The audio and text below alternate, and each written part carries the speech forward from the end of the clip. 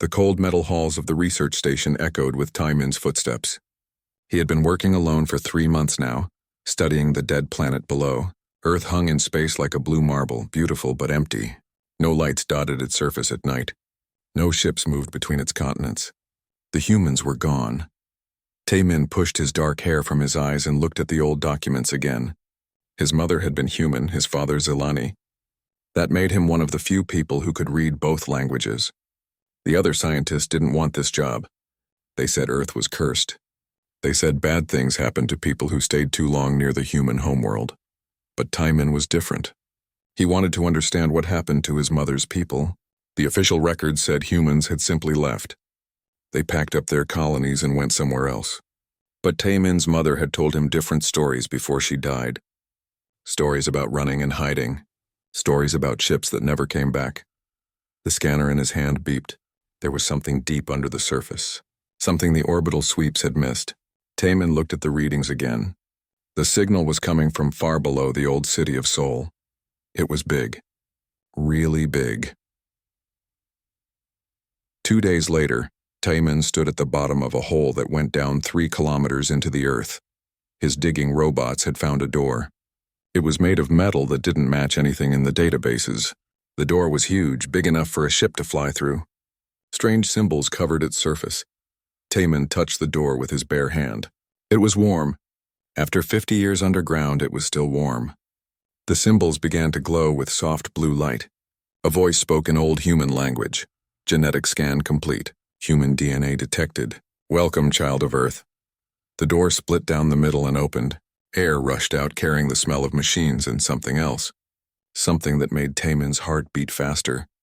The corridor beyond was lit by the same blue glow. Everything was clean and new-looking, as if someone had just walked away yesterday. Taimin stepped inside. The door closed behind him with a soft whisper. He was alone in a place that should not exist. The corridor stretched ahead for hundreds of meters. Doors lined both sides, but they were all sealed. Only one path led forward toward a bright light at the end. The room at the end was enormous. Machines covered the walls from floor to ceiling. In the center stood a cylinder made of clear material, filled with glowing liquid. Inside the liquid floated a man. He was tall and muscular, with scars covering his body. Tubes connected to his arms and chest. His black hair moved slowly in the liquid. Even sleeping, he looked dangerous. This was not a normal human. This was something more. You found him, a woman's voice said. Taimin spun around but saw no one. The voice came from the air itself. I am Hyejin, the voice continued. I was the commander of Earth's Guardian program. What you see before you is Dong Ho, the last guardian of humanity. Guardian? Taimin asked. Our greatest warrior. Our final hope. We put him to sleep 50 years ago when the end came. The plan was simple. If humanity ever needed him again, he would wake up. Images appeared in the air around Taimin. He saw humans fighting across the galaxy. He saw ships burning in space. He saw colonies going dark one by one. The pictures were terrible and beautiful at the same time. The galaxy said we were too violent, Hyejin's voice explained. They said humans were a threat to peace. One by one they turned against us. The Vorthak Empire led the way. The Zilani Federation followed. Even the small races joined in. They hunted us down like animals. But the records say humans just left, Taimin said. The winners write the history books, Hyejin replied. They told the galaxy that humanity chose to go away. It was easier than admitting they committed genocide. Taimin felt sick. His father's people had helped kill his mother's people. How many survived? We don't know. Some escaped, some hid among alien populations. But Earth fell. Our colonies burned. Our fleets were destroyed. As far as the galaxy knows, humanity is extinct. Taimin looked at the man in the cylinder. What makes him special? Dong Ho was our best soldier before the enhancement. We made him stronger, faster, smarter. His bones are unbreakable. His muscles can tear through metal. His mind can process information like a computer. He can survive in space without a suit. He doesn't age like normal humans. Just one man against the whole galaxy? You don't understand yet, Hyejin said. Dong Ho isn't just strong. He's what humanity was becoming before they stopped us. We were evolving, growing beyond what we used to be. The other races feared what we might become in 1,000 years, so they killed us before we could reach our potential. Warning lights began flashing. Alarms sounded throughout the facility. What's happening? Taman asked. Ships in orbit. They detected the facility activation. They're coming down. Who? Does it matter? They're not human. The cylinder began to drain. The liquid disappeared into hidden pumps. The man inside began to move. His eyes opened. They were completely black, like looking into deep space. Dong-Ho's eyes found Taemin. For a moment, nobody moved. Then the Guardian spoke. His voice was quiet, but somehow filled the entire room. How long? 50 years, Heejin answered. Survivors? Unknown, scattered, hidden. Dong-Ho stepped out of the cylinder. Water ran off his body. He was bigger than Taemin had thought. Taller.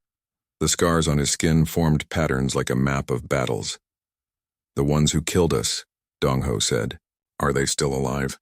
Yes, Heejin said. They built their new worlds on the graves of our colonies. They grew fat and comfortable while humanity disappeared. Dong-Ho smiled. It was not a happy expression. The facility shook. Explosions echoed from above. Someone was blasting through the layers of rock and metal. They're coming fast, Heejin said. Vorthak assault ships. Dong-Ho looked at Taemin. You woke me up? It was an accident. I just touched the door. No accidents, Dong-Ho said. You were meant to find me. What's your name? Taemin. Human mother? Yes. Then you understand. They didn't just kill our bodies. They tried to kill our memory, our culture, our future. Dong-Ho walked to a wall panel. It opened at his touch, revealing weapons and armor. But they made one mistake. What mistake? Taemin asked. Dong-Ho pulled on a black uniform that seemed to mold itself to his body. They let one of us live. The explosions were getting closer. Voices echoed down the corridors. Alien voices speaking in harsh tones. Stay behind me, Dong-Ho told Taemin. You're about to see what they were really afraid of. The Guardian walked toward the door. His movements were smooth and controlled like a predator stalking prey. For the first time in 50 years, humanity's greatest weapon was awake. And the galaxy was about to remember why they had been so afraid. The cold metal halls of the research station echoed with Taemin's footsteps. He had been working alone for 3 months now, studying the dead planet below. Earth hung in space like a blue marble, beautiful but empty. No lights dotted its surface at night. No ships moved between its continents. The humans were gone. Taemin pushed his dark hair from his eyes and looked at the old documents again. His mother had been human, his father Zilani. That made him one of the few people who could read both languages. The other scientists didn't want this job. They said Earth was cursed. They said bad things happened to people who stayed too long near the human homeworld. But Taemin was different. He wanted to understand what happened to his mother's people. The official record said humans had simply left. They packed up their colonies and went somewhere else. But Taemin's mother had told him different stories before she died. Stories about running and hiding. Stories about ships that never came back. The scanner in his hand beeped. There was something deep under the surface, something the orbital sweeps had missed. Taemin looked at the readings again. The signal was coming from far below the old city of Seoul. It was big. Really big. 2 days later, Taemin stood at the bottom of a hole that went down 3 kilometers into the earth. His digging robots had found a door. It was made of metal that didn't match anything in the databases. The door was huge, big enough for a ship to fly through. Strange symbols covered its surface. Taemin touched the door with his bare hand. It was warm. After 50 years underground, it was still warm.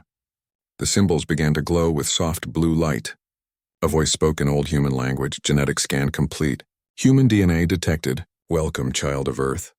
The door split down the middle and opened. Air rushed out, carrying the smell of machines and something else. Something that made Taemin's heart beat faster. The corridor beyond was lit by the same blue glow. Everything was clean and new-looking, as if someone had just walked away yesterday. Taemin stepped inside. The door closed behind him with a soft whisper. He was alone in a place that should not exist. The corridor stretched ahead for hundreds of meters. Doors lined both sides, but they were all sealed. Only one path led forward toward a bright light at the end. The room at the end was enormous. Machines covered the walls from floor to ceiling. In the center stood a cylinder made of clear material, filled with glowing liquid. Inside the liquid floated a man. He was tall and muscular with scars covering his body. Tubes connected to his arms and chest. His black hair moved slowly in the liquid. Even sleeping, he looked dangerous. This was not a normal human. This was something more. You found him, a woman's voice said. Taemin spun around but saw no one. The voice came from the air itself. I am Hyejin, the voice continued. I was the commander of Earth's Guardian program. What you see before you is Dongho, the last guardian of humanity. Guardian? Taemin asked. Our greatest warrior? Our final hope. We put him to sleep 50 years ago when the end came. The plan was simple. If humanity ever needed him again, he would wake up. Images appeared in the air around Taemin. He saw humans fighting across the galaxy. He saw ships burning in space. He saw colonies going dark one by one. The pictures were terrible and beautiful at the same time. The galaxy said we were too violent, Hyejin's voice explained. They said humans were a threat to peace. One by one they turned against us. The Vorthak Empire led the way. The Zilani Federation followed. Even the small races joined in. They hunted us down like animals. But the records say humans just left, Taemin said. The winners write the history books, Hyejin replied. They told the galaxy that humanity chose to go away. It was easier than admitting they committed genocide. Taemin felt sick. His father's people had helped kill his mother's people. How many survived? We don't know. Some escaped, some hid among alien populations. But Earth fell. Our colonies burned. Our fleets were destroyed. As far as the galaxy knows, humanity is extinct. Taemin looked at the man in the cylinder. What makes him special? Dongho was our best soldier before the enhancement. We made him stronger, faster, smarter. His bones are unbreakable. His muscles can tear through metal. His mind can process information like a computer. He can survive in space without a suit. He doesn't age like normal humans. Just one man against the whole galaxy? You don't understand yet, Hyejin said. Dongho isn't just strong. He's what humanity was becoming before they stopped us. We were evolving, growing beyond what we used to be. The other races feared what we might become in 1,000 years. So they killed us before we could reach our potential. Warning lights began flashing. Alarms sounded throughout the facility. What's happening? Taemin asked. Ships in orbit? They detected the facility activation. They're coming down. Who? Does it matter? They're not human. The cylinder began to drain. The liquid disappeared into hidden pumps. The man inside began to move. His eyes opened.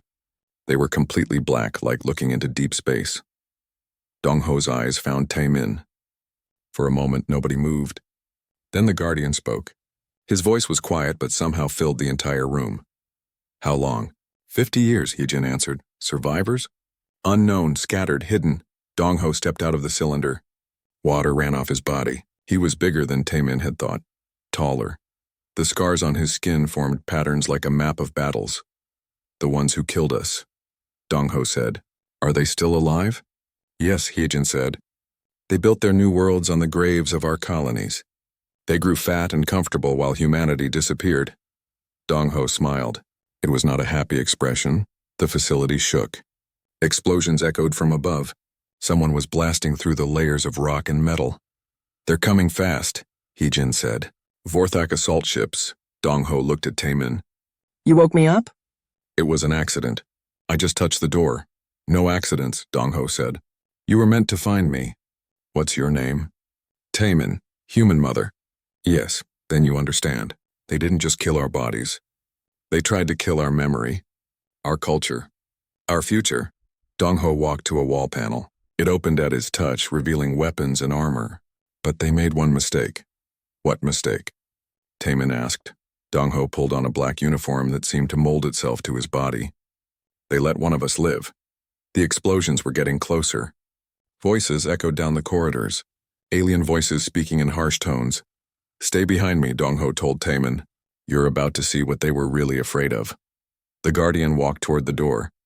His movements were smooth and controlled, like a predator stalking prey.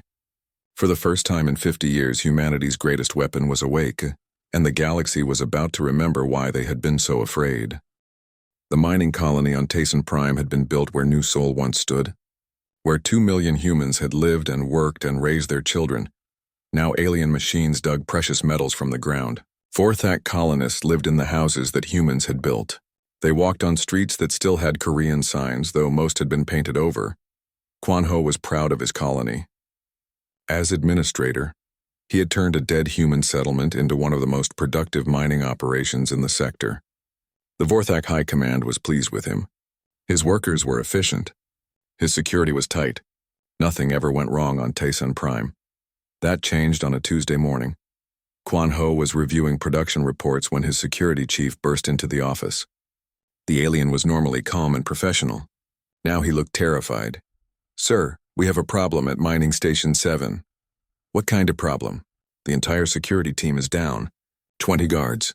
All unconscious," Quan Ho frowned. "Equipment failure? Toxic gas leak?" "No, sir. Someone attacked them. Someone fast and strong." The security cameras caught glimpses, but the security chief played a video file. "See for yourself." The video showed the mining station's main corridor. 20 Vorthak guards in full combat armor were positioned defensively, weapons ready. Then something moved through them. It was barely visible on camera, a dark blur that seemed to flow like water. In 15 seconds, all 20 guards were on the ground. "Is this some kind of joke?" Quan Ho asked. "No, sir. It gets worse." The security chief switched to another camera. This one showed the station's main computer room. A figure sat at the central terminal downloading files. The image was clearer now. It was a human male, tall and muscular, wearing black armor that seemed to absorb light. "That's impossible," Quan Ho said. "Humans are extinct." "Apparently not, sir. He's been accessing our databases for 3 hours. Personnel files, colonial records, shipping manifests, everything." "What's he looking for?" "Names, sir. He keeps cross-referencing our colonist lists with old human databases, like he's checking to see who lived here before us." A chill ran down Quan Ho's spine. He had been a young officer during the Human War. He remembered the briefings about human settlements, about the necessary relocations and population transfers, about the ships that never reached their destinations. "Send a message to the fleet," he ordered. "Emergency priority. We need military support immediately." "Already done, sir. 3 ships are en route. They'll be here in 6 hours." "Good. What about the intruder? Where is he now?" "Unknown, sir. He disappeared an hour ago. But, sir, he left something behind." The security chief led Quan Ho to Mining Station 7. The guards were awake now, but they wouldn't talk about what happened. They just sat in stunned silence, staring at their hands. In the computer room, words had been burned into the metal wall. The letters were 2 meters tall and glowed with residual heat. The message was written in Old Korean, but Quan Ho's translator provided the meaning. "You built your prosperity on our graves. We remember every name." Below that was a list. Hundreds of names in Korean script. At the top, in larger letters, was a single name. Lee Hyejin, age 7, died during evacuation. Who was Lee Hyejin? The security chief asked. Quan Ho checked the old records. His hands shook as he read the file. She was a human child. Killed when transport ship Harmony was destroyed trying to leave this system. Destroyed by whom? Quan Ho closed the file without answering. He remembered the Harmony. His ship had been part of the task force that intercepted the evacuation convoy. Orders were to prevent any human ships from reaching the jump points. They had called it a military necessity. The attack came at sunset. Quan Ho was in his residential complex trying to eat dinner when the lights went out. Emergency power kicked in a second later, but the main administrative building was dark. "Sir?" His bodyguard activated a flashlight. "What's happening?" "I don't know. Check with security." The bodyguard spoke into his communicator. There was no response. He tried different frequencies. Still nothing. "Sir, I think we should leave. Go to the emergency bunker." They stepped outside. The colony was eerily quiet. No voices, no machinery. No movement except for the wind blowing through the streets. Then they saw him. The human stood in the middle of the main street, exactly where the old town square had been. He wasn't hiding or trying to be sneaky. He was just waiting. In his hand was a piece of paper, an old photograph. Quan Ho recognized it immediately. It was a picture of New Seoul as it used to be. Children playing in parks, families shopping at markets. Normal life before the war came. Administrator Quan Ho, the human said. His voice carried clearly across the square. "My name is Dong Ho. I believe you and I need to talk. Stay back." Quan Ho's bodyguard raised his weapon. "You're under arrest for terrorism and trespassing."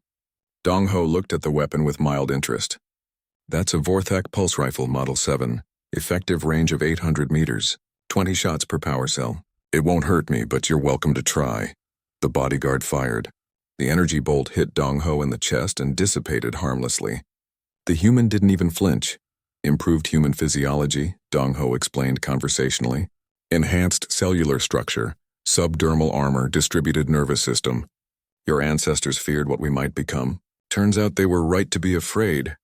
He began walking toward them. His movements were casual, unhurried, but somehow each step covered more ground than should be possible. You killed them, Dong Ho said as he walked. The families who lived here. The children who played where your mining equipment now operates. You built your colony on their graves and never gave them a second thought. It was war. Quan Ho backed away. We followed orders. The High Command said humans were a threat to galactic peace. Peace. Dong Ho stopped walking. You call genocide peace. The galaxy is safer now. No more human aggression. No more territorial expansion. No more human children learning to read. No more human artists creating beauty. No more human scientists discovering the secrets of the universe. Dong Ho held up the photograph. You didn't just kill people, Quan Ho. You killed potential. You killed what we might have become. What do you want? Justice. I can give you money, resources, my personal ship. Just let me go. Dong Ho shook his head. You still don't understand. This isn't about you personally. You're just the first stop on a very long journey. The human reached into his armor and pulled out a small device. He set it on the ground between them. That's a quantum communicator, he said. Military grade, long range. It's broadcasting on all major galactic frequencies. Everything we've said has been transmitted to every major world, every fleet, every government. Quan Ho felt his legs go weak. Why?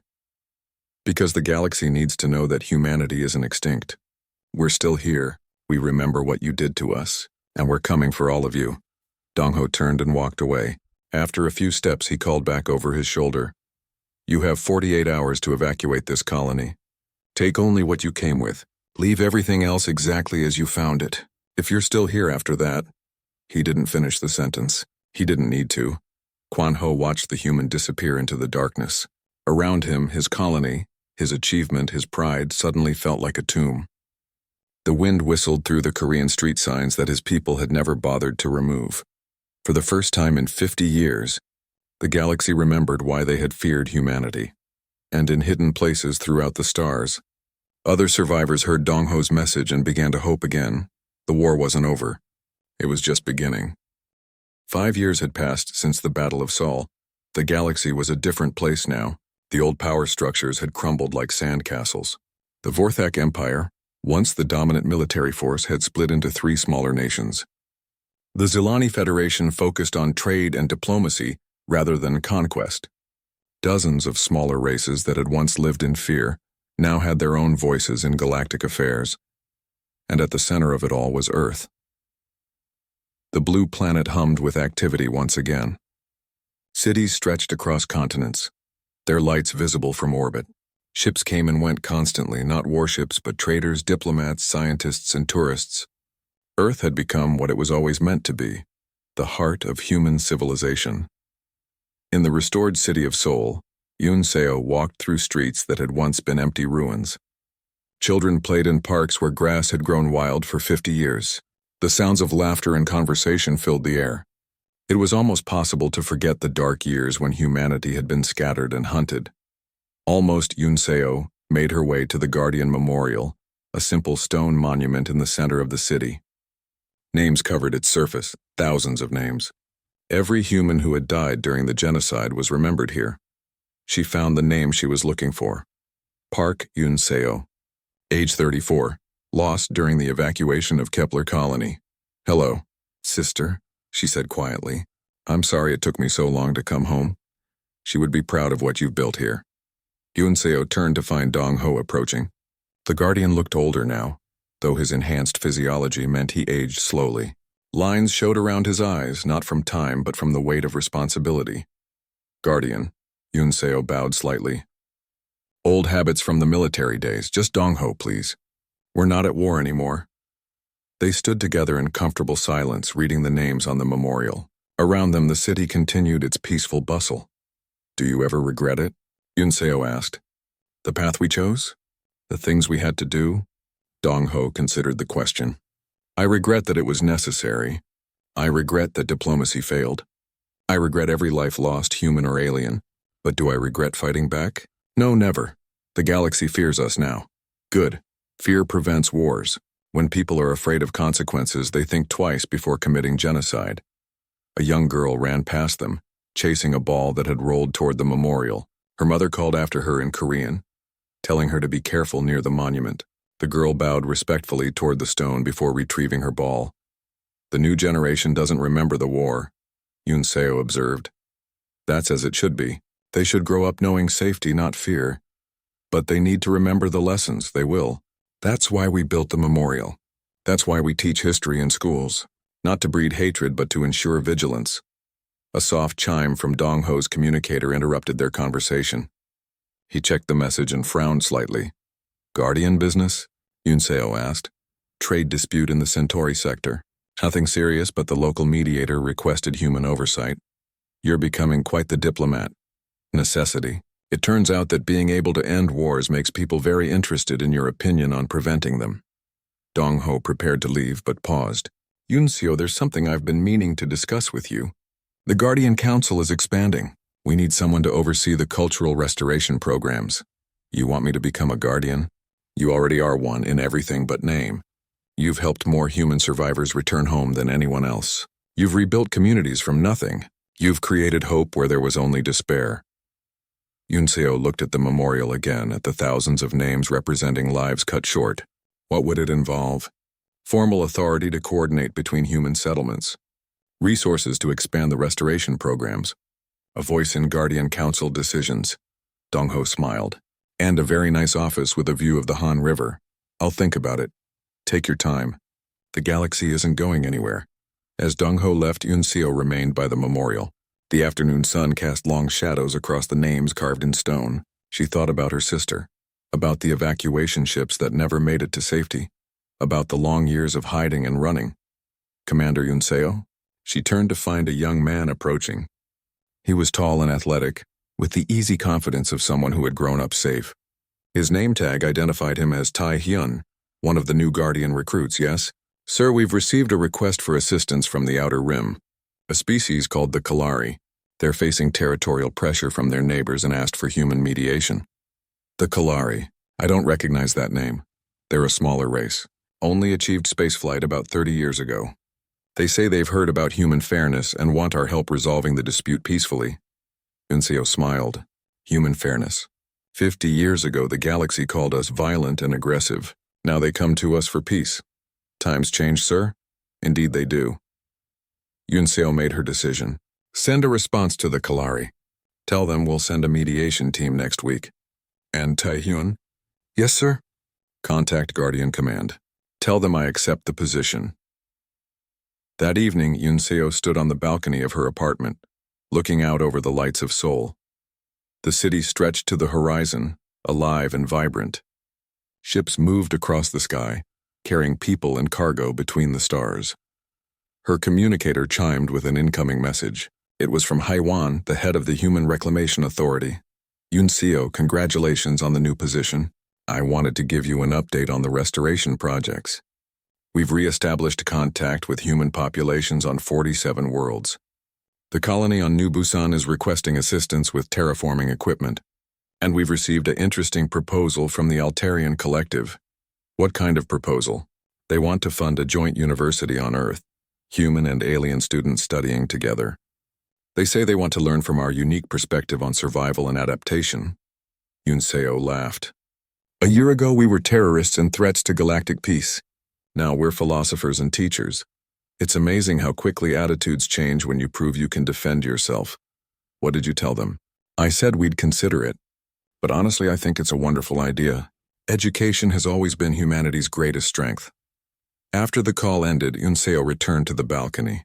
In the distance, she could see the Guardian Command Center, its lights burning bright against the night sky. Somewhere in that building, Dong Ho and the other Guardians were working to keep the peace they had fought so hard to achieve. A shooting star streaked across the sky, and Yoon Seo made a wish. Not for revenge or victory, but for understanding. For a galaxy where differences could be resolved without bloodshed. For a future where no species would have to face extinction alone. The next morning, So Young arrived for her first day as Yunseo's assistant. She was barely 20, born after the war, with no memory of the dark years when humanity was scattered and hunted. "Commander, I've prepared your briefing materials for the Kalari situation," she said, setting down a stack of data pads. "I also took the liberty of researching their culture and history.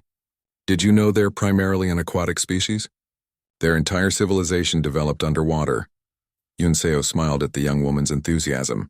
"No, I didn't know that. Thank you for the research. Commander, can I ask you something?" "Of course." "My grandmother tells stories about the old days, about the war and the evacuation.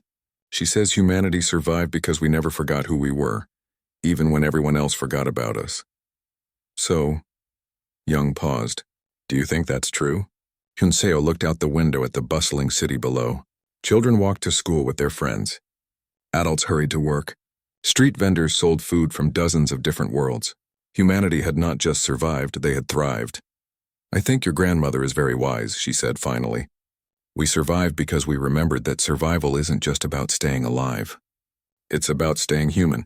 It's about holding on to hope even when everything seems hopeless. It's about building something better from the ashes of what was destroyed. And now we make sure no other species has to learn those lessons the hard way. We use our strength to protect the weak. We use our experience to prevent wars. We use our survival to ensure that genocide becomes nothing more than a shameful memory." So Young nodded seriously. "The galaxy's conscience." Exactly. As the day began, Yunseo felt a deep satisfaction. The work was just beginning. There would be disputes to mediate, colonies to establish, and 1,000 small challenges in rebuilding human civilization. But for the first time in 50 years, humanity faced the future with hope instead of fear. The lost guardian had awakened, and the galaxy had trembled. But in the end, they had not trembled in horror. They had trembled in recognition of what humanity could become when pushed to its limits and beyond. And in that recognition, a new age of peace had begun. The Emergency Council meeting on Terrell Prime brought together leaders from every major civilization in the galaxy. The massive conference chamber had witnessed many historic decisions, but none as important as this one. Admiral Boram presented Dong Ho's offer to the assembled delegates. She spoke carefully, knowing that her words could determine whether the galaxy faced peace or war. "The Guardian's proposal is simple," she concluded. "We cease all operations against human survivors and he returns to dormancy. The alternative is the awakening of hundreds of enhanced humans throughout the galaxy." The response was immediate and explosive. "Impossible," roared General Vaktar of the Vorthak Empire. "We don't negotiate with terrorists." "The human is clearly bluffing," added Councillor Zileth of the Hegemony. "One man cannot threaten the entire galaxy," but some voices urged caution. Elder Nemara of the peaceful Minervan Collective stood slowly. Her species had opposed the original human war. "Perhaps we should consider the Guardian's words carefully," she said. "What if he's telling the truth about other facilities? What if there really are hundreds of sleeping weapons waiting to be awakened? Then we destroy them before they wake up." General Vaktar slammed his fist on the table. "We finish what we started 50 years ago. And how do you propose to find them?" Elder Nimara asked. "The Guardian has demonstrated abilities far beyond our expectations. If there are others like him," the argument continued for hours. But in the end, pride won over prudence. The decision was unanimous among the major powers. Operation Clean Sweep would continue. Admiral Boram received her orders with a heavy heart. She had hoped for wisdom from the Council. Instead, she got stubborn pride and old fears. "All fleet commanders," she broadcast to the armada approaching Earth. "Operation Clean Sweep is authorized. Primary objective, locate and eliminate the Guardian. Secondary objective, conduct full sweep of Sol system for any remaining human presence." The 12 fleets moved into attack formation. 3,000 ships, the largest military force ever assembled, surely enough to handle one enhanced human. But as they entered the Sol system, something unexpected happened. "Admiral," her sensor officer called out, "I'm detecting massive energy signatures from Earth's surface." "What kind of signatures?" "Unknown. But they're big. Really big." The main display showed Earth hanging peacefully in space. But as they watched, lights began appearing on the dark side of the planet. Dozens of lights. Then hundreds. "Those are cities," someone whispered. "Impossible," Boram said. Earth has been dead for 50 years. Admiral, incoming transmission. It's coming from Earth. Put it through. A new voice filled the bridge. It was an older man speaking with calm authority. Galactic Fleets, this is Ji-hoon, Guardian Commander of Earth Defense. You are approaching sovereign human territory. State your intentions. Boram felt her blood turn cold. Another Guardian? And if there was a commander, that meant multiple contacts launching from Earth's surface, her tactical officer reported. 50, 100, 200 ships. They're moving fast, really fast. That's impossible. General Vaktar's voice came over the fleet communication channel. Humans don't have ships anymore. We destroyed them all. Apparently not all, Boram replied grimly. The human ships were unlike anything in the current galactic databases, sleek dark vessels that seemed to bend light around them. They moved with impossible grace, weaving between asteroids and debris as if the laws of physics were mere suggestions. Admiral, her communications officer said urgently. Private message coming in. It's from the Guardian, Dongho. Put him through. Dongho's face appeared on her screen. He was no longer wearing combat armor. Instead, he wore the uniform of a human military officer. Behind him, she could see what looked like a command center filled with activity. Admiral Boram. I'm disappointed but not surprised. Your leaders chose war over wisdom. Guardian, what's happening down there? Those ships, those cities. Where did they come from? Hidden facilities. Automated systems. Backup plans. Dongho smiled sadly. Did you really think we would put all our eggs in one basket? Humanity has been preparing for this day for 50 years. How many Guardians are awake? Enough. The human fleet reached the outer edge of the galactic formation. What happened next would be remembered in military academies for centuries. The human ships didn't attack with overwhelming force. They didn't try to destroy the galactic fleet. Instead, they demonstrated something far more terrifying. Absolute technological superiority. Human fighters danced through defensive formations, disabling weapon systems with surgical precision. Human capital ships appeared and disappeared like ghosts, leaving disabled enemy vessels in their wake. In 30 minutes, half the galactic fleet was dead in space, their crews alive but their ships completely helpless. This is impossible, Boram breathed, watching her tactical displays update in real time.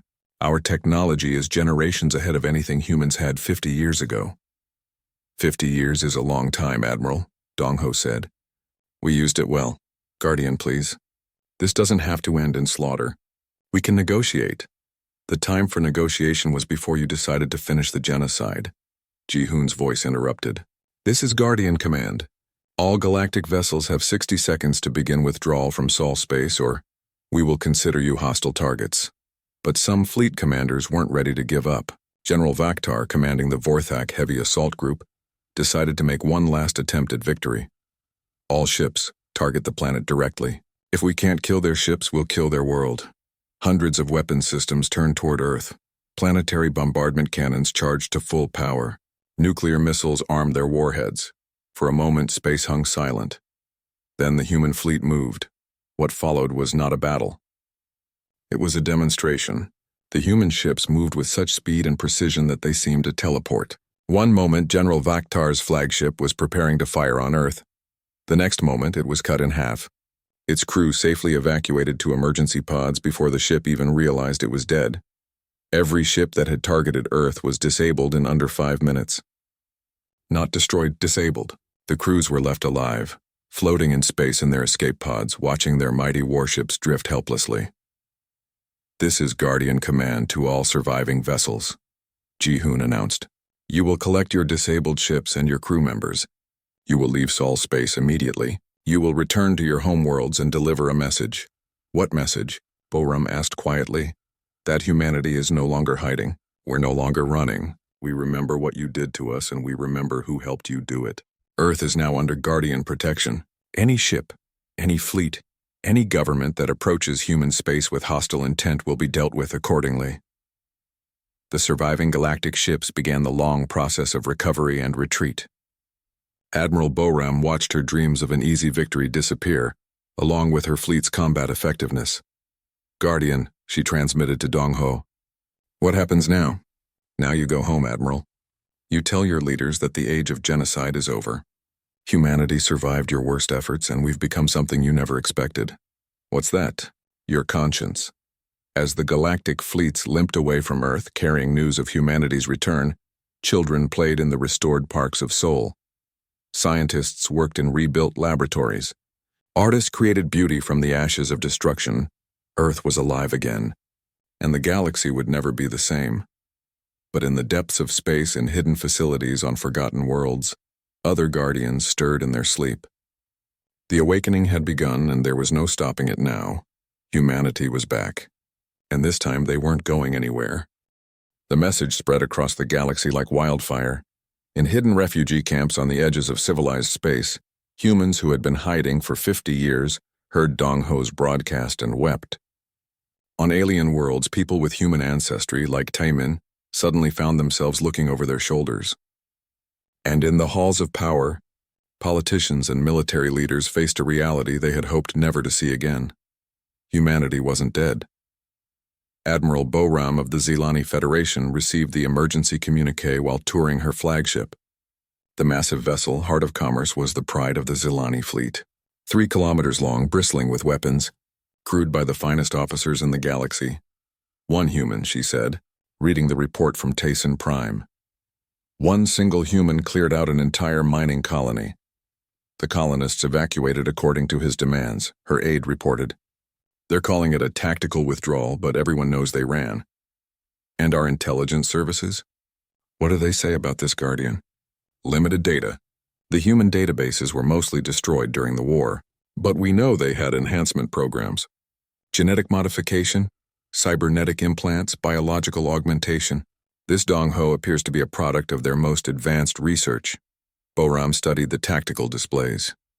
12 joint fleets were converging on the Sol system, the largest military operation since the Human War, all to catch one man.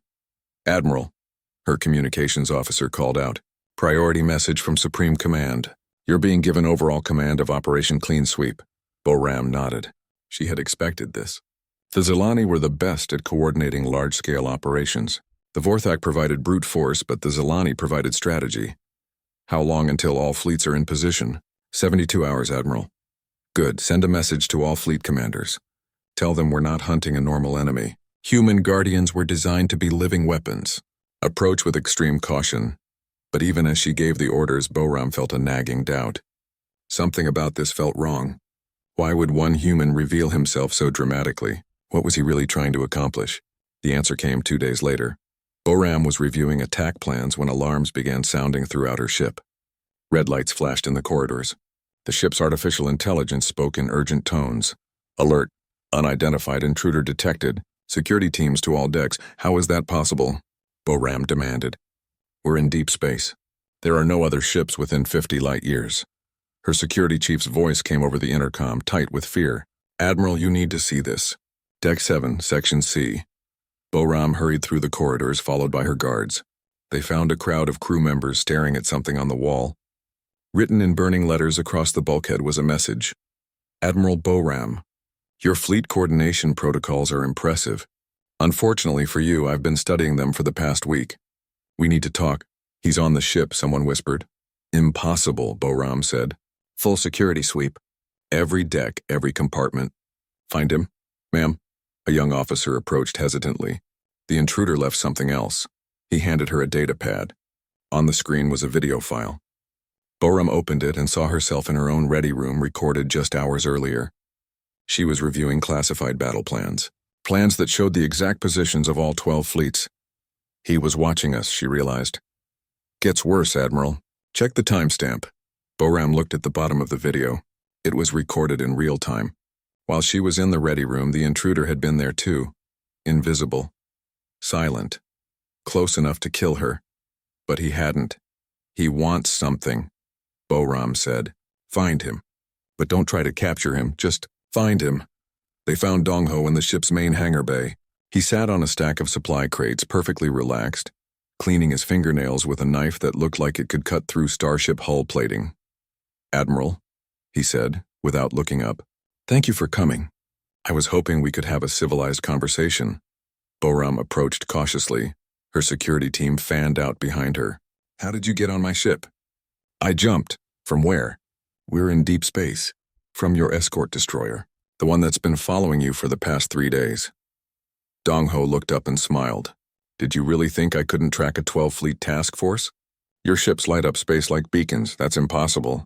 The distance between ships is over 1,000 kilometers. For normal people, yes, but I'm not normal people. Dong Ho stood up. Even relaxed, he moved like a predator. I'm what humanity was becoming before you killed us. Enhanced reflexes, reinforced skeleton, improved lung capacity. I can survive in vacuum for about 30 minutes. Long enough to make the jump between your ships. Boram felt her mouth go dry. What do you want? To make you an offer. What kind of offer? The kind that might save your fleet. Dong Ho walked to the hangar's main viewport. Outside, stars wheeled in the darkness. You have 3,000 ships heading for Earth, impressive, but you're fighting the wrong war. What do you mean? You think this is about revenge, about one angry human seeking payback for his people. That's only part of it. Dong Ho turned to face her. The real question is, what happens after I'm gone? After you're gone? I'm one man, Admiral. Eventually your numbers will tell. You might kill me, but what happens to the idea of me? What happens when word spreads that humanity's greatest weapon walked through your defenses like they didn't exist? Boram began to understand. You're not trying to win this fight. You're trying to create a symbol. Every human in hiding will know that one Guardian held off the entire galaxy. They'll start to believe they can fight back. They'll start to organize. And eventually they'll find the other Guardian facilities. Other facilities? Did you really think we only built one? Hundreds of Guardians are sleeping throughout the galaxy, waiting to be awakened. What happens when they all wake up at once? The hangar fell silent except for the hum of life support systems. Boram's security team kept their weapons trained on Dong Ho, but everyone knew how useless they were. What's your offer? Boram asked. Simple. Call off Operation Clean Sweep. Withdraw your fleets. Leave the hidden human populations alone. And in return, I go back to sleep. The other Guardians stay dormant. Humanity remains scattered and broken. You get your peaceful galaxy back. You would do that? Give up your revenge? Dong Ho was quiet for a long moment. I've seen what war costs, Admiral. I've watched civilizations burn. If I can prevent that from happening again, I will. But you've already revealed yourself. The galaxy knows humanity still exists. A few survivors hiding in the dark isn't a threat. But an army of awakened Guardians? Dong Ho shook his head. That would be the start of a very different kind of war. One that would make the last human war look like a border skirmish. Boram considered the offer. It was reasonable.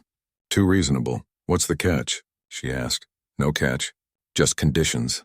Any race that continues hunting humans forfeits protection. Any government that tries to restart the genocide will face individual attention from me personally. And Earth remains off limits forever. That's all? That's all? Boram wanted to accept. The offer made sense. It would prevent a war that could destroy the galaxy. But she also knew her superiors would never agree. They had invested too much in this operation. Too much pride was at stake. I'll need time to discuss this with the other fleet commanders, she said. Of course. You have until your fleets reach Earth. After that? Dong Ho shrugged. Well, let's hope it doesn't come to that. He walked past the security team toward the hangar exit. None of them tried to stop him. Guardian, Boram called after him. What makes you think we won't just hunt down the hidden human populations anyway? What's to stop us from finishing what we started? Dong Ho paused at the doorway. Nothing, Admiral. Absolutely nothing. But if you do, you should remember one thing. What's that? I know all your names now. I know where you live. I know where your families sleep at night. His voice got very quiet, and I never forget. Then he was gone, leaving Admiral Boram alone with the most important decision in galactic history.